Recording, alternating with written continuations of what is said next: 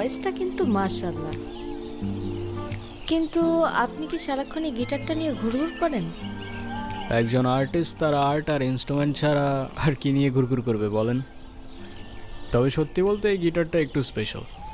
আমার যখন 6 বছর বয়স, আমার জন্মদিনে আমার মা গিফট করছিল এটা। এমনিতে আপনার ক্যারিয়ার নিয়ে প্ল্যান কি? মিউজিক। আচ্ছা, আর ব্যাকআপ প্ল্যান? মিউজিক।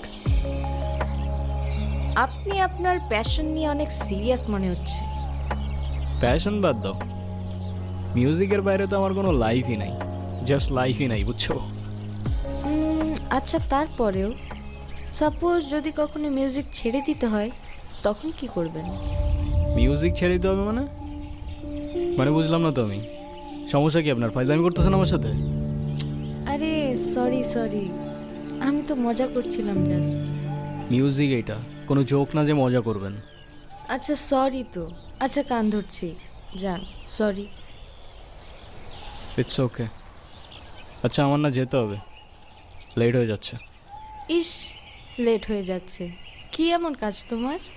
মানে আপনি থেকে ডিরেক্ট তুমি তো চলে আসছো না? হ্যাঁ, কেন, কোনো সমস্যা? না, বাট কেন যেন মনে হচ্ছে তুমি খুব নাছোড়বান্দা টাইপের মানুষ না? তুমি বুঝলা কি করে? এমনি গেস করলাম।